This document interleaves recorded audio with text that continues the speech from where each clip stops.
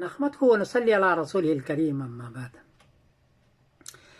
عرب سے سعودی عرب وغیرہ سے ایک ساتھی نے مجھے حضرت محمد بن صالح وسیمین رحمۃ اللہ علیہ کی کلپ بھیجی ہے، اور وہ پوچھتے ہیں کہ محمد ابن صالح فرض نماز کے بعد یا کسی نماز کے بعد سلام کے بعد دعا کرنا وہ بدعت قرار دیتے ہیں۔ انہوں نے کلپ بھیجی ہے۔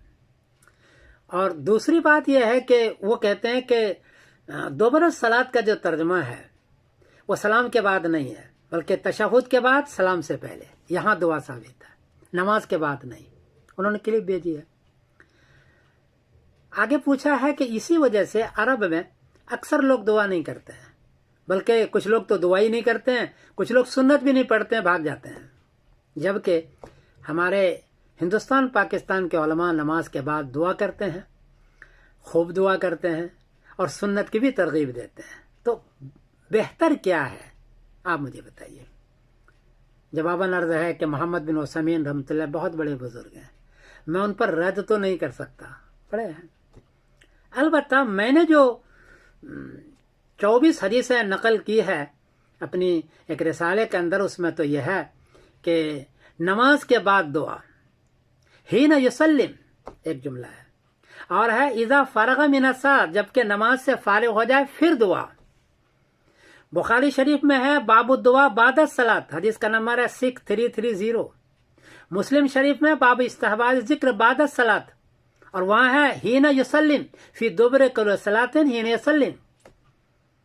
بہت سارے حدیث میں ہے اذا فرغ من الصلاۃ، تو بہت سارے حدیث میں یہ ہے کہ دعا کرتے تھے سلام کے بعد، اس لیے دوبارہ کا ترجمہ تشہد کے بعد اور سلام سے پہلے یہ صحیح نہیں ہے، اور بدعت کہنا بھی صحیح نہیں ہے۔ بخاری شریف میں بھی یہ ہے ذکر بعد الصلاۃ میں، اور ترمذی شریف میں بھی یہ ہے، اور ابو داؤد شریف میں یہ ہے۔ ترمذی شریف میں تو باضابطہ حدیث ہے قیل یا رسول اللہ ای الدعاء اسمع، یا اللہ کون سی دعا زیادہ قبول ہوتی ہے؟ فرمایا جوف اللیل الاخر، اخیر رات میں، اور آگے فرمایا وہ دبر صلاۃ المکتوبات، فرض کے نماز کے بعد جو دعا کرو وہ قبول ہوتی ہے۔ حدیث کا نمبر ہے ترمذی شریف بابن، اور حدیث کا نمبر ہے 3499۔ تو اس میں بتلایا کہ فرض نماز کے بعد دعا کرو وہ زیادہ مقبول ہوتی ہے۔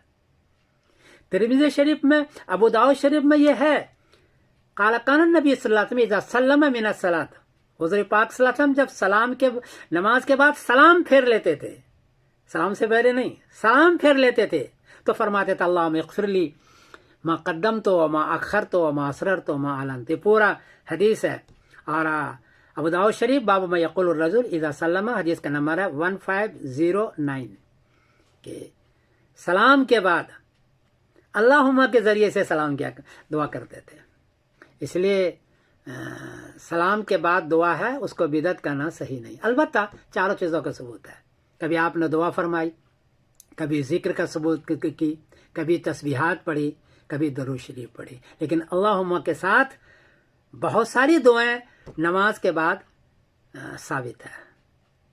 اس لیے عثیمین رحمۃ اللہ علیہ سے بدعت کہنا، میرا خیال ہے حضرت نے ان باقی احادیث کو نہیں دیکھا ہے، اس لیے دوبارہ صلات کا ترجمہ سلام سے پہلے انہوں نے کر دیا۔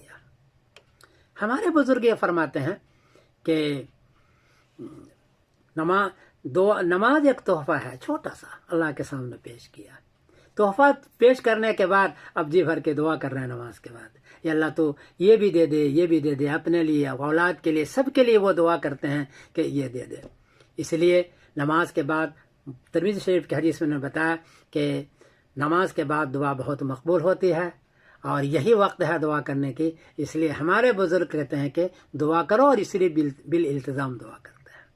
تیسری بات یہ ہے کہ البتہ اجتماعی دعا کا ثبوت ہمیں نہیں ملا، اجتماعی دعا کا، لیکن اجتماعی ذکر کرنے کا ثبوت مسلم شریف میں موجود ہے، زور زور سے ذکر کیا کرتے تھے، تو دعا کرنا مستحب ہے، اور یہ نماز کا حصہ نہیں ہے، نماز کے بعد کا ہے، اور یہ الدعاء مخ العبادہ، عبادت کا یہ مغز ہے۔ اس لیے ہمارے بزرگ، میرا خیال یہ ہے کہ بالکل صحیح پر ہے، اس سے دو باتیں ہوتی ہیں کہ دعا کرنے کا، اور اس کے بعد سنت پڑھنے کی بھی ترغیب دیتے ہیں اس یہ جو سنت چھوڑ کر کے بھاگ جاتے ہیں مسجدوں سے، یہ دعا بھی نہیں کرتے، اور پورے عرب میں یہ سلسلہ شروع ہوا ہے کہ دعا کرنا بدعت قرار دے گیا.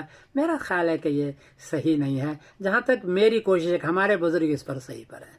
یہ میں گزارش کرتا ہوں، اور کوئی غلطی ہوئی تو معاف کرنا. میں سمیر الدین قاسمی بول رہا ہوں مانچسٹر انگلینڈ سے. السلام علیکم ورحمۃ اللہ وبرکاتہ.